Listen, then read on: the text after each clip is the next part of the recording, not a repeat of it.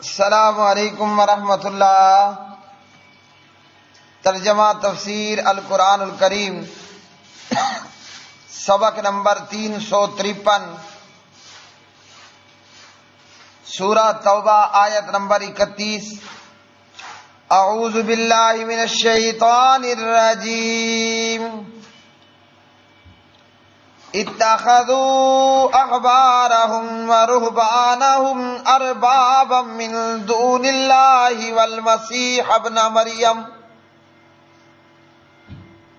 وما امروا الا ليعبدوا الها واحدا لا الہ الا هو سبحانہ عما یشرکون۔ انہوں نے اپنے عالموں اور اپنے درویشوں کو اللہ تعالیٰ کے سوا رب بنا لیا، اور مسیح ابن مریم علیہ السلام کو بھی، حالانکہ انہیں اس کے سوا حکم نہیں دیا گیا تھا کہ ایک معبود کی عبادت کریں۔ کوئی معبود نہیں مگر وہی، وہ اس سے پاک ہے جو وہ شریک بناتے ہیں۔ اتخذوا، انہوں نے بنا لیا، احبارہم، اپنے علماء کو، ورہبانہم، اور اپنے درویشوں کو، اربابن، رب، من دون اللہ، اللہ تعالیٰ کو چھوڑ کر، والمسیح ابن مریم، اور مسیح ابن مریم کو، وما امروا، حالانکہ نہیں وہ حکم دیے گئے تھے، اللہ، مگر لیعبدوا، یہ کہ وہ عبادت کریں، الہ واحدہ، ایک معبود کی، لا، نہیں ہے، الہ، کوئی معبود، الا، سوائے، ہوا، اس کے، سبحانہ، وہ پاک ہے، اما، اس سے جو، یشرکون، وہ شریک ٹھہراتے ہیں۔ پیارے بھائیوں اور میری بہنوں، اللہ رب العالمین نے اس آیت مبارکہ میں یہود و نصارہ کا یہ جرم بھی بیان کیا کہ انہوں نے اپنے علماء کو اور اپنے درویشوں، بزرگوں، عبادت گزاروں کو اللہ کے سوا رب بنا لیا۔ اللہ رب العالمین کا ان لوگوں نے شریک بنا ڈالا۔ یہ یہود و نصارہ اپنے علماء اور اپنے درویشوں کو رب بنانے والے، جہاں انہوں نے مسیح بن مریم کو علیہ السلام اللہ کا بیٹا قرار دیا، وہیں ہی ان لوگوں نے اپنے علماء کو اور اپنے بزرگوں اور درویشوں اور عبادت گزاروں کو بھی اللہ کے ماں سوا رب بنایا اور اللہ رب العالمین کا شریک بنا ڈالا۔ اور کلمہ پڑھنے والے مسلمانوں نے بھی یہی کچھ کیا کہ پیروں فقیروں کو اور ان کی اولادوں کو حاجت روا اور مشکل کشا سمجھ لیا، اور اسی طرح یہ سمجھ لیا اپنے باطل عقائد کے اندر کہ یہ کتب، ابدال، اوتاد، یہ کائنات کو چلانے والے ہیں۔ پیارے نبی علیہ السلام نے فرمایا تھا کہ تم اہل کتاب ان پہلوں کے نقش قدم پر قدم بقدم چلو گے، اور وہی جاہل مقلدین مسلمانوں نے بھی کیا۔ یہود و نصارہ کا اپنے علماء اور بزرگوں کو رب بنانا، جناب حضرت عدی بن حاتم رضی اللہ تعالی عنہ راوی ہیں، اور یہ حدیث ہے ترمذی کتاب التفسیر میں 3095 نمبر پر۔ علامہ البانی رحمہ اللہ فرماتے ہیں کہ روایت حسن ہے۔ جناب عدی نبی علیہ السلام کے پاس آئے اور حضرت عدی کی گردن میں سونے کی سلیب تھی۔ پیارے نبی نے فرمایا یہ بت اپنے آپ سے اتار دو، اور آپ صلی اللہ علیہ وسلم یہ آیت مبارکہ تلاوت فرما رہے تھے، اتخذوا احبارہم۔ عدی کہتے ہیں کہ میں نے کہا احبار و رہبان کو، علماء اور درویشوں بزرگوں کو تو کوئی رب نہیں مانتا، تو آپ نے فرمایا وہ لوگ ان کی عبادت نہیں کیا کرتے تھے، لیکن وہ جب احبار و رہبان ان کے لیے کوئی چیز حلال کر دیتے تو اسے یہود و نصارہ حلال سمجھ لیتے، اور جب کوئی چیز احبار و رہبان حرام کر دیتے تو وہ اسے حرام سمجھ لیتے تھے۔ تو یہ اللہ سبحانہ و تعالیٰ کے ما سوا دیگر کو رب ماننا اور رب بنانا ہے، اور یہ کام ان لوگوں نے اپنے علماء اور مشائخ کو سونپا، حالانکہ یہ کام صرف اللہ تعالیٰ کا حق ہے۔ ان پر لازم یہ تھا کہ نبی کے طریقے پر ہی چلتے رہتے، لیکن اس کی بجائے انہوں نے احبار و رہبان کو حلال و حرام کا اختیار دے دیا، اور یہی کام آج کلمہ پڑھنے والے مسلمانوں میں مقلدین کا طرز عمل ہے کہ ان کے امام کے قول قرآن و حدیث کے صاف خلاف آ جاتے ہیں، تب بھی وہ قرآن و حدیث کو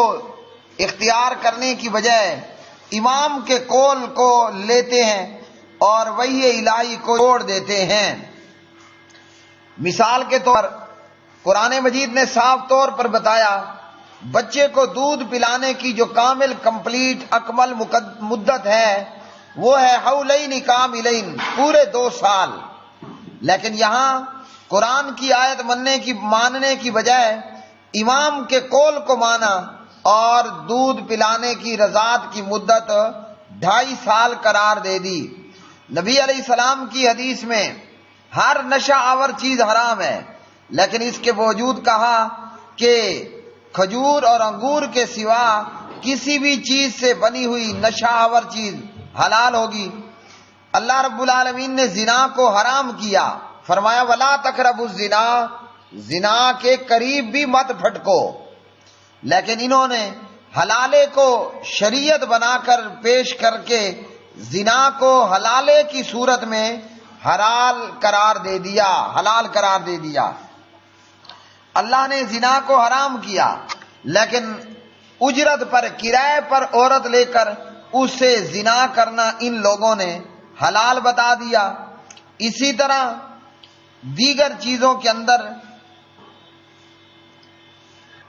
قتل کے حوالے سے تیز دھار آلے اور آگ کے سوا جان بوجھ کر کسی بھی طریقے سے قتل دینے پر قصاص ختم کر دیا۔ بادشاہ وقت سے اللہ تعالیٰ کی کئی حدود بالکل معاف کر دی۔ چور کے چوری کے مال پر ملکیت کے خالی جھوٹے دعوے سے جس پر وہ دلیل بھی پیش نہ کر سکے چوری کی حد ختم کر دی۔ گانے بجانے اور رقص کو مشائخ کے کہنے پر معرفت اور روح کی غذا قرار دے کر حلال کر لیا، اور پھر اسی طرح بعض پیروں نے بیعت لینا شروع کر دی کہ ہمارا ہر حکم تسلیم کرو گے، چاہے وہ موافق کتاب و سنت ہو یا مخالف کتاب و سنت ہو۔ تو ان مقلدین مسلمانوں کے اعمال اور یہود و نصارہ کا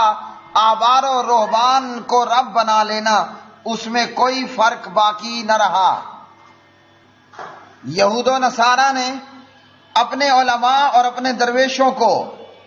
حلال و حرام کا اختیار دے کر ان کو رب بنا لیا، اور جب وہ لوگ ان سے بیزار ہوئے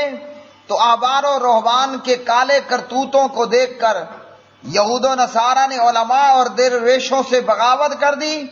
اور عوام کی اکثریت کو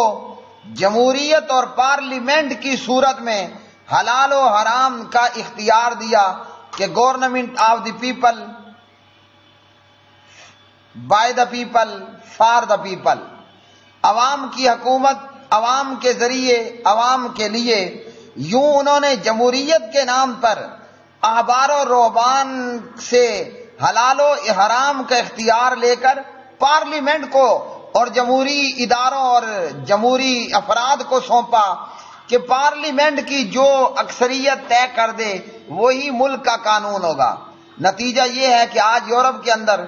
لونڈے بازی کو جمہوریت اور پارلیمنٹ کی وجہ سے باقاعدہ ایک قانونی حیثیت حاصل ہو چکی ہے، اور اسی طرح دیگر بہت سارے جرائم کے اندر پارلیمنٹ کی اکثریت جو کچھ پاس کر دے وہ ان گوروں، یہودیوں اور عیسائیوں کے ملک کا قانون کا حصہ بن جاتا ہے۔ تو یوں اس نئے دین کا نام ان لوگوں نے جمہوریت اور پارلیمنٹ رکھا کہ حلال و حرام کا فیصلہ اللہ تعالیٰ کے حکم کی بجائے، تورات اور انجیل کے احکامات کی بجائے